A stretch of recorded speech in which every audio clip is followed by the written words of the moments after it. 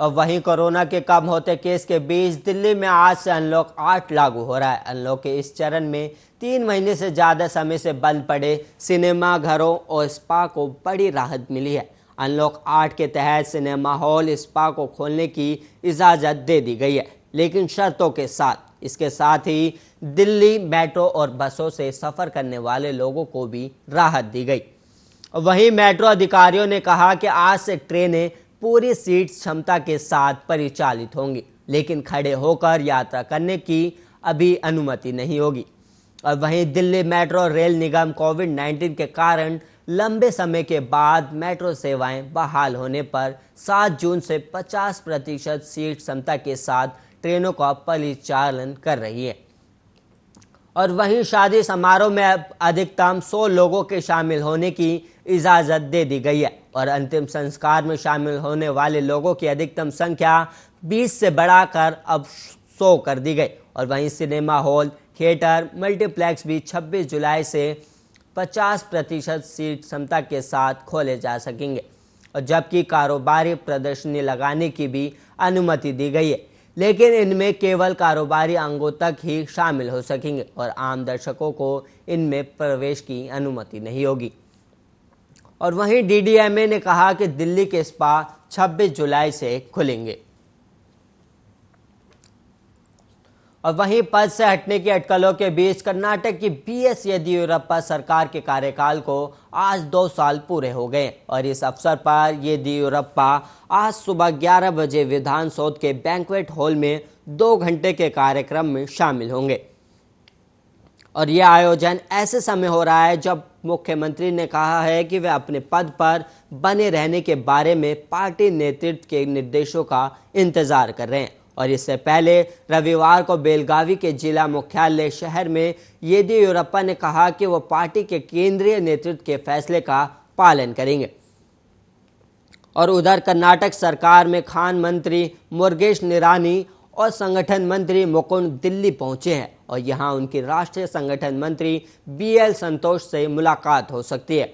और वहीं मुरुगेश निरानी लिंगायत नेता हैं और 3 बार से लगातार बगलकोट की विलगी सीट से विधायक भी हैं। और वहीं खबरों के मुताबिक येदियुरप्पा राज्य के अगले सीएम के लिए गृह मंत्री बसवराज बोम्मई के पक्ष में हैं, और जबकि केंद्रीय नेतृत्व मुरुगेश निरानी और प्रहलाद जोशी में से किसी को सीएम बनाना चाहती है। और वहीं आपको बता दें मुरुगेश इसमें फ्रंट रनर है और वो आरएसएस के नज़दीक है और लिंगायत चेहरा भी हैं। दुनिया का सबसे ज़्यादा इस्तेमाल होने वाला सर्च इंजन में से एक गूगल अब मुश्किलों में घिर गया है। फ्रांस के एंटी ट्रस्ट वॉचडॉग ने अल्फाबेट के गूगल पर 500 मिलियन यूरो यानी $593 मिलियन का फाइन लगा दिया है। क्या है पूरा मामला, देखिए इस रिपोर्ट में।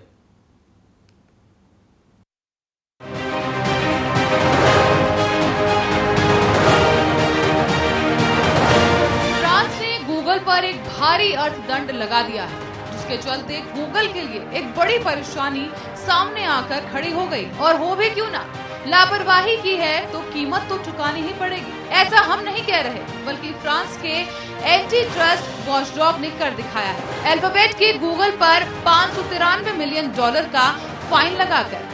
दरअसल ये फाइन इसलिए लगाया गया है क्योंकि ये कॉपीराइट पर देश के न्यूज पब्लिशर्स के साथ बातचीत करने के तरीके पर रेगुलेटर के ऑर्डर को फॉलो नहीं कर पाया। और सिर्फ गूगल ही नहीं, बल्कि फेसबुक भी मुश्किल में आ गया है। न्यूज आउटलेट के साथ अधिक रेवेन्यू शेयर करने के लिए गूगल और फेसबुक जैसे ऑनलाइन प्लेटफॉर्म्स पर बढ़ते इंटरनेशनल दबाव के बीच ये जुर्माना लगाया गया है। अमेरिकी टेक कंपनी को अब अगले 2 महीने के अंदर ये बताना होगा कि न्यूज एजेंसी और दूसरे पब्लिशर्स को उनके न्यूज का यूज करने के लिए मुआवजा किस तरह से देंगे। इसको लेकर न्यूज एजेंसी रॉयटर्स ने रिपोर्ट जारी की है कि अगर वो ऐसा नहीं करते हैं तो कंपनी को प्रतिदिन 9 लाख यूरो तक का अतिरिक्त जुर्माना भी भरना पड़ सकता है। तो वहीं गूगल ने कहा है कि इस फैसले से वो काफी नाखुश है, लेकिन वो इस फैसले का पालन जरूर करेगी। गूगल के स्पोक्सपर्सन ने बताया कि हमने पूरे प्रोसेस के दौरान अच्छे विश्वास के साथ काम किया है। जुर्माना हमारे प्रयासों और हमारे प्लेटफॉर्म पर न्यूज कैसे काम करता है इसको नजरअंदाज करता है। न्यूज पब्लिशर्स APIG, SEPM और AFP ने गूगल पर आरोप लगाया है कि यूरोपीय संघ के निर्देश के तहत न्यूज कंटेंट के लिए उनके साथ रेवेन्यू को लेकर अच्छी बातचीत करने में सफल नहीं रहा। साथ ही केस में इस बात पर भी जोर दिया गया कि गूगल ने एंटी ट्रस्ट अथॉरिटी के जारी अस्थायी आदेशों का उल्लंघन किया है।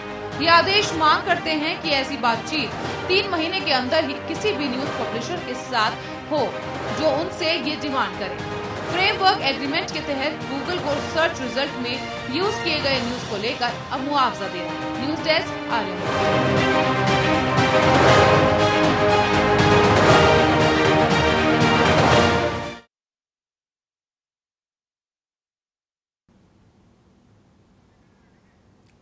इस बुलेटिन में इतना ही। ऐसे ही देश और दुनिया की तमाम खबरों के लिए आप देखते रहिए आर्या न्यूज।